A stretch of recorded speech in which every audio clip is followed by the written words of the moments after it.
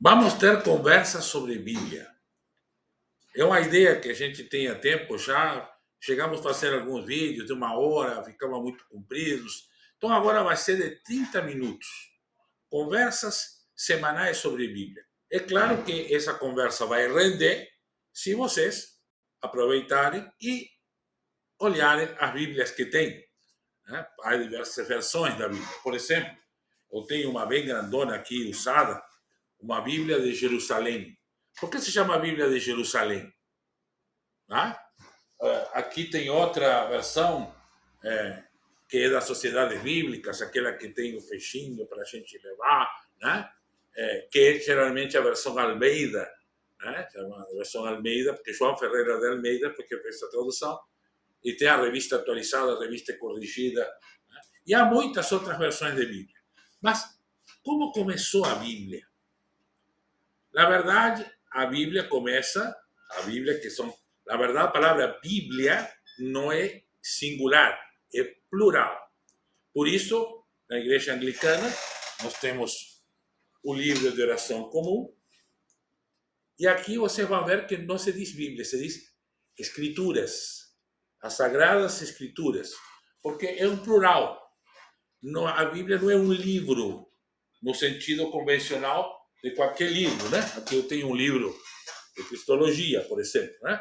Este livro alguém escreveu de início ao fim, né? Ou alguém, ou um grupo, escreve de início ao fim, com uma coerência de todo o livro para trazer algum tipo de conhecimento. A Bíblia, não. A Bíblia é um registro, um testemunho, ou testamento de uma caminhada de um povo que, em princípio, não escreveu. Só depois, aos poucos, foi entendendo que escrever, fixar por escrito esta revelação, seria importante para que ela tivesse continuidade em próximas gerações. Primeiro teve continuidade oralmente, ou seja, os mais velhos ensinavam, as pessoas mais velhas ensinavam para as pessoas mais novas, como acontece com os povos indígenas, por exemplo, com as tradições indígenas, que são transmitidas oralmente. Mas, depois, quando a escrita se instalou neste povo que não tem escrita não é menos povo, nem menos civilizado que outro que tem. Simplesmente, este povo, por causa do contexto onde vivia, né, que é entre o Egito, né, onde fica o Egito hoje, e o Rio Nilo, que vai até o centro da África, e a Mesopotâmia, que é onde fica Irã e Iraque, né, que agora está tendo, lamentavelmente, guerra em toda essa região. Aliás, muito tempo teve guerra e continua tendo guerra nessa região, inclusive com o lamentável genocídio do povo palestino, que nós queremos que termine, né? E que termine as guerras. Então, essa região, esse é o mundo que ele que conhecia. Essa região pode ter influências de outras regiões, um pouco algo vindo da Índia, menos, mas algo depois, mais adiante, do que hoje chamamos de Europa, né? Tinha, e claro, muita influência da África, porque Egito é africano. Então, este povo que circulava entre essas regiões, né? Na África, né? No que depois entendemos como Arábia ou Ásia, né? Ou Eurásia, né? Esse povo, então, devido às características daquela região, foi caminhando e todos os povos tinham divindades. Neste momento, nem se questionava a possibilidade de não haver Deus, ou qual era o Deus certo, digamos assim, ou o Deus verdadeiro. Cada povo tinha seus deuses ou suas deusas. Né? E aí, este povo, então, em sua caminhada, vai descobrindo uma revelação divina, uma divindade vai se revelando. Né? E nas narrativas que temos depois fixadas por escrito na Bíblia, isto fica mais ou menos registrado. Não tudo o que aconteceu, nem como aconteceu necessariamente, mas o sentido da relação com esta divindade.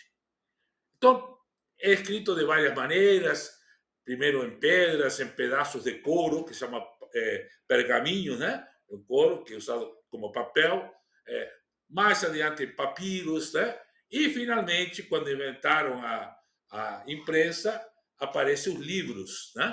Então, aí sim, só aí, que já no século XV, depois de Cristo, é que aparece como livro. Ou seja, todas as escrituras reunidas num livro.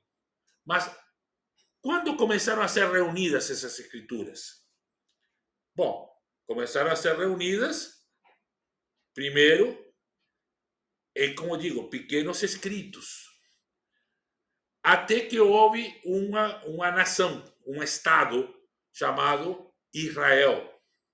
Esse Estado de Israel se estabeleceu onde ficavam alguns reinos cananeus, né? Então houve esta luta primeiro de tribos, né? Antes do Estado. As tribos de Israel tomaram esta região, né? Destronando os reis que já tinham estado nessa região, os reis cananeus, né? Não os filisteus, que ficaram na costa por mais tempo, mas os cananeus, sim. Então foram alguns, muitos deles, incorporados ao povo. Ou seja, não os derrotaram no sentido, como aparece a vezes algumas narrativas da Bíblia, de matar todo mundo, de, né, eliminar o povo. Não, não é necessariamente assim, né? Muitos destes, principalmente as pessoas pobres, porque o que era o Estado? O Estado era uma cidade cercada, era uma cidade com uma muralha. Esse era o Estado. O que havia fora não era mais o Estado. Então, quando as tribos atacam a cidade, atacam o rei, e aquelas pessoas que serviam ao rei, as suas forças militares, seus sacerdotes, que ficavam dentro das muralhas da cidade, que ficava fora já não era mais a cidade. E essas pessoas de fora, esses camponeses e camponesas, pastores e pastoras, foram se juntando a este povo. Então, o povo de Israel nunca foi uma raça no sentido genético, mas foi um povo que foi se formando a partir de uma determinada revelação de Deus. Então foram escrevendo, quando surgiu o Estado, aí sim, quando aí surge uma monarquia, que inclusive foi uma polêmica muito grande, depois não vamos falar, quando houve rei em Israel, isto foi interpretado num primeiro momento como uma traição ao próprio Deus. Como esse rei em Israel era uma traição ao próprio Deus. Mas como todos os outros povos tinham reis, uma classe que ficou mais rica defendeu esta tese de ter um rei. E aí se incorporou à monarquia, ou tentou se incorporar à monarquia, a revelação de Deus. Teve também muitos problemas, e aí temos todo o profetismo, até o próprio Jesus, né? Agora estamos já na Semana Santa de 2026, e tivemos no domingo passado o Domingo de Ramos, onde Jesus entra como um rei, entre aspas, né?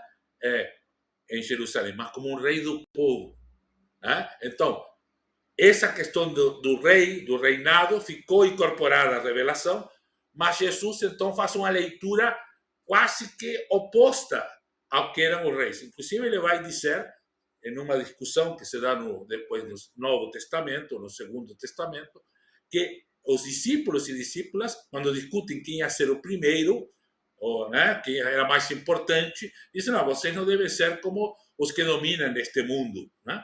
Que exploram e matam, né? Enfim. Então, assim, quando houve esse Estado, embora com todos esses problemas, aí sim havia um grupo de pessoas que já trabalhavam para o Estado, porque o Estado tinha que ter registros do comércio, dos impostos, das relações políticas, né, desse Estado com outros Estados. Então, a escrita chega com força, e aí sim, muito fortemente, essas tradições que estavam sendo passadas de geração a geração oralmente começam a ser escritas. Então, se entende que a escrita, de forma assim institucional, da Bíblia, começa na época de Salomão, nem na época de Davi. Primeiro teve Saul, que tentou ser rei, não conseguiu quase nada, vamos falar disso depois. Davi, que sim, conseguiu estabelecer uma monarquia, uma capital em Jerusalém, uma certa organização política do Estado de Israel, né? Mas não conseguiu administrativamente consolidar isto. Inclusive, nem sequer construir o templo, né? Ele conseguiu. Mas, então, Salomão, já criado dentro deste sistema monárquico, então, dominando a escrita e já juntando, principalmente trazendo do Egito, né?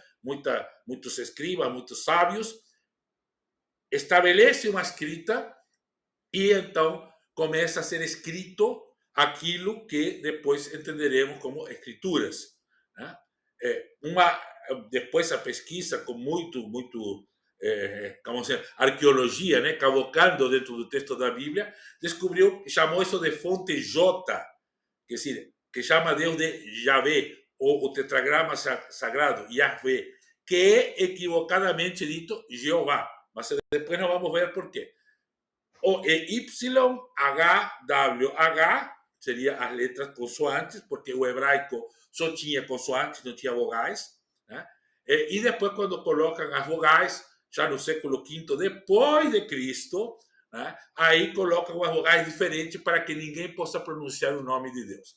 Depois descobrimos que uma das pronúncias possíveis seria Yahvé ou Javé, né? Não Jeová, que é a maneira como colocaram para que não se pudesse pronunciar o nome de Deus. Mas vamos falar depois. Inclusive temos no livro de oração comum da Igreja Episcopal Anglicana do Brasil, na introdução dos Salmos, leia a introdução antes de começar os Salmos, aquilo que está escrito aí vai explicar como são os nomes de Deus e como foram traduzidos nos Salmos que estão no livro de oração comum. Então, aí começa a ser escrito. E uma primeira, mas é escrito assim, uma parte, depois outra parte. Não havia uma ideia de consolidar um conjunto de escrituras. As escrituras não eram o foco principal. O foco principal era o Templo de Jerusalém, depois com a monarquia, né? Quando se construiu o templo com Salomão. Então, esse era o foco principal. As escrituras serviam para que o povo soubesse de onde vieram, para manter algumas festas, algumas práticas, algumas leis de convivência entre o povo. E aí tinha os escribas, porque a maioria não sabia ler e escrever. Então, havia escribas ou levitas que sabiam ler e ensinavam para o povo a partir dessas escrituras, mas eram secundárias. As escrituras passaram a ser importantes depois que o templo foi destruído, uma primeira vez, quando foi reconstruído na época de Esdras. Aí sim, o Império Persa, que dominava na época, estabelece que tem que haver uma lei em Israel, né? Que dentro da lei do Império, ou seja, tem que haver a lei maior do Império Persa e dentro da lei maior do Império Persa, a lei daquela comunidade que estava em Jerusalém, ou Judá, ou Yehuda, como também chamava nessa época. E então, aí se escreve e se estabelece um primeiro conjunto que se chama Pentateuco, que depois em grego, né, quando traduz para o grego, é chamado de Pentateuco, o conjunto dos 5, ou em hebraico Torá, que significa lei ou instrução, né? São os primeiros 5 livros, né? Aí que começa. Mas veja, quando esses 5 livros são concluídos, né, como um primeiro conjunto de escrituras, já tinha a redação da época de Salomão, a redação da época do Reino do Norte, porque depois o reino se divide e o norte se separa do sul, o norte passa a se chamar Israel e o sul se chama Judá, né? E aí a outra escrita feita pelo pessoal do norte. Depois o Deuteronômio, que é uma reedição da lei feita no reinado do rei Josias, do século VII, porque ele entendeu que aquela edição inicial faltava coisas, tinha detalhes que precisavam ser aprofundados. Por isso temos 2 versões dos 10 mandamentos, por exemplo, em Êxodo e em Deuteronômio, entre outras coisas, né? E uma versão final, aquela de Esdras, que se chama a sacerdotal, porque Esdras era um sacerdote e escriba, então ele dá uma redação final, né? Essas versões se misturaram tanto que em algumas partes não dá para saber exatamente qual é a versão que está dominando, né? Ou estão tão misturadas que um versículo de uma e outro pode ser de outra, né? Mas sabemos que então foram muitas mãos, né? E muitas cabeças e muitos contextos e muitas formas de fé, inclusive no próprio Deus, diferentes perspectivas no mesmo Deus, que formaram, inclusive, esta primeira parte, que se chama Torá, o Pentateuco, que são os primeiros 5 livros da Bíblia. E isso era em rolo. Havia um rolo, que inclusive existe nas sinagogas até hoje, o rolo da Torá, onde estão os 5 livros. Né? E aí, claro, começa um processo de escrita que depois, então, vai entrar no profetismo. Né? Então, profetas, muitos dos profetas não sabiam ler e escrever, mas a profecia que eles falavam era escrita por gente que sabia escrever. Houve outros profetas, chamados também de profetas escritores, que sim conseguiam escrever, e então a profecia, em parte ou toda ela, também foi escrita. Mas essa profecia, seja escrita por quem ouviu, seja escrita pelo próprio profeta, recebeu outras redações também durante muito tempo. Então, aí, principalmente na época que o povo foi levado, a elite, né, de Judá, foi levada para a Babilônia. E lá levaram, então, esse erro e sistematizaram lá. E depois, quando voltaram e reconstruíram o templo, também sistematizaram de novo os profetas. Então, no próprio livro profético, nem tudo que está naquele livro é de um profeta, de um único profeta, pode ser, ou é continuação da profecia por outros grupos, ou é uma redação final que é dada também pelos mesmos sacerdotes que fizeram a redação final do Pentateuco ou da Torá. E depois temos muitos outros. Os salmos também são compostos durante todo esse período, todo em rolos separados. Então, na verdade, a primeira versão da Bíblia era um carrinho cheio de rolos. Rolo do Salmo, rolo dos profetas, rolo da Torá, rolo. Né? Não havia um livro. Não tinha esta forma, né, de livro. Aí, então, só depois, né, inclusive antes de existir como livro, há uma ideia, né, de que precisava se definir, porque foi tanta este processo, digamos assim, tão desorganizado ou tão espontâneo este processo, que não se sabia exatamente o que fazia parte da Bíblia e que não. Então, por exemplo, nós temos no Egito, na Alexandria, na época do domínio grego, quando já a língua que dominava a região era o grego, se faz uma versão grega da Bíblia, chamada Septuaginta, ou versão dos 70. Então, que diz que tinha 70 escribas que traduziram a Bíblia do hebraico para o grego e que as versões foram exatamente iguais. Este é um mito, não sabemos se é verdade ou não, possivelmente não seja verdade, mas é uma ideia de dizer que esta versão era muito fiel, que houve muito cuidado na tradução para que fosse o mais próxima do original e que respeitasse e mantivesse dentro dela a revelação de Deus. Né? Por isso que esse milagre com de 70 escrever a mesma coisa. Né? E 77 sempre um número simbólico, né, na Bíblia. Né? Então, essa versão é a primeira que aparece, a primeira vez que se fecha um conjunto. Mas o pessoal que falava hebraico não estava nem aí com essa versão. Até que o templo de Jerusalém é destruído pela última vez e nunca mais. Né? Depois de Jesus morre possivelmente entre 30 e 30 e poucos depois de Cristo, depois do nascimento dele, porque Jesus, na verdade, nasce no ano 4 antes de Cristo, quando se estabeleceu o ano, não se sabia disso, agora sabemos que Jesus nasceu no ano 4 antes de Cristo ou antes desse ano. Né? Nunca depois desse ano, porque depois desse ano Herodes tinha morrido, então não pode ser possível essa narrativa. Né? E aí, então, pode ter morrido entre 28, 30 e pouco, né? Depois de Cristo. 40 anos depois, o templo de Jerusalém é completamente destruído pelos romanos. E aí a única coisa que sobrou foram as escrituras. Então aí sim, os rabinos que falavam hebraico se reúnem para definir o que seriam as escrituras sagradas em hebraico. E aí tem diferenças, deixam fora 7 livros que estavam na versão grega anterior. Né? E algumas versões, o livro de Esther, por exemplo, tem a versão grega e a versão hebraica.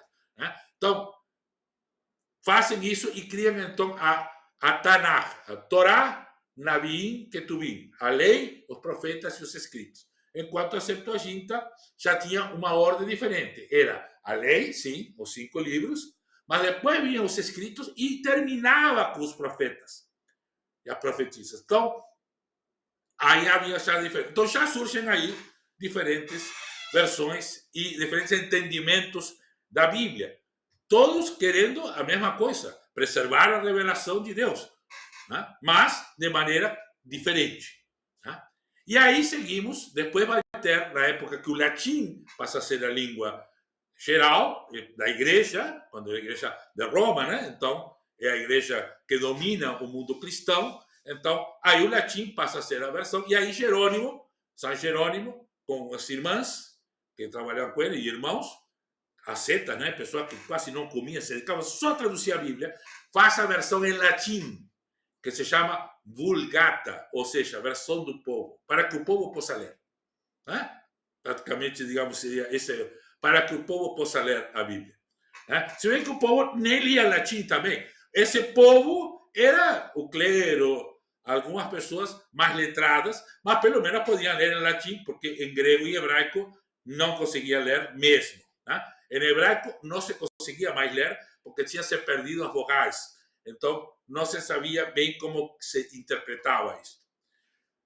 No século V depois de Cristo, um pouco antes da versão de Jerônimo, um pouco, alguns centenas de anos antes, aparece a versão em hebraico que os maçonetas fazem, que ele colocam as vogais, para que pessoas que fazem sua adoração a Deus em hebraico possam ler as Sagradas Escrituras.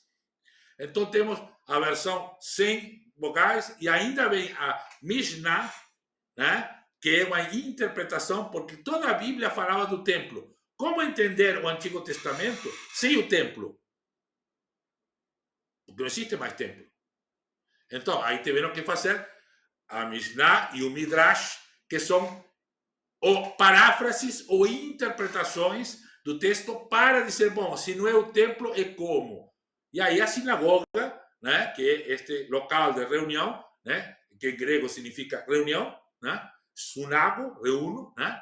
Então, a reunião das pessoas para ler as escrituras e interpretar, principalmente a Torá, mas também as outras escrituras. Né? Então, veja como vai surgindo. Mas isso não acaba aí. Ainda depois vai ter o protestantismo, a reforma protestante, né? E a reforma protestante também vai ter esse problema, porque a reforma protestante queria que a Bíblia estivesse na língua de cada povo, não uma língua dominante, em todas as línguas.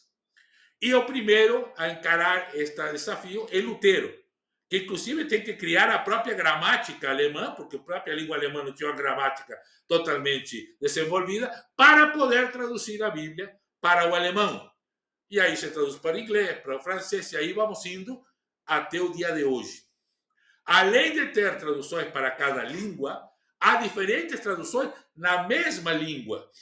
Por quê? Há critérios diferentes de tradução. Há Bíblias que são para uso mais popular, então não há um cuidado de que aquilo que está escrito corresponde exatamente ao significado da palavra em hebraico, ou grego, ou aramaico, que também temos, né, textos em aramaico, né, que está na Bíblia, mas que seja de mais fácil entendimento, que se preserve o espírito mais do que a letra. Né? Outros são mais cuidadosos, mas também com o tempo aprendemos mais sobre a língua hebraica, aprendemos mais sobre a língua grega, aprendemos mais sobre a língua aramaica. Então, novas versões vão trazendo aprimoramento. Por isso, a própria Almeida, que as igrejas evangélicas defendem como uma tradução inspirada, tem revista atualizada, revista corrigida, porque sempre vai surgir novos entendimentos e novas formas de traduzir, aprimorando a tradução, até porque a própria língua do povo também vai mudando. A Jerusalém é uma que também foi do hebraico e do grego para o francês, depois para outras línguas, mantendo a revisão do hebraico, a tradução ecumênica da Bíblia, também a Igreja Católica Romana tem feito várias traduções do Peregrino, da CNBB, as pastorais, a Sociedade Bíblica tem a linguagem de hoje. Então, aí nós vamos ter. Então, nenhuma dessas Bíblias é o texto como é. São todas versões, traduções que seguem diferentes critérios.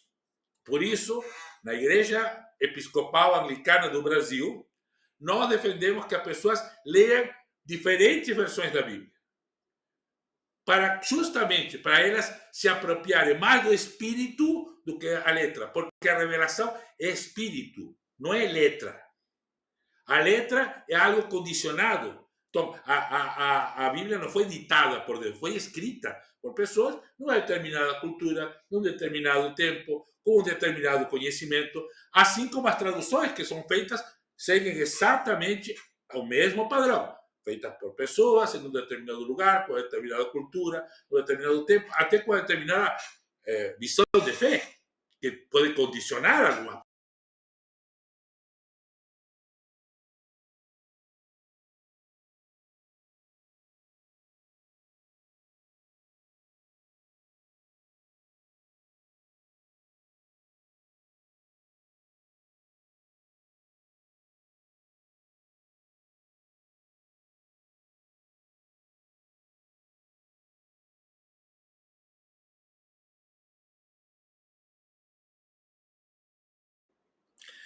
Então foi isso por esta conversa e nos vemos na próxima conversa.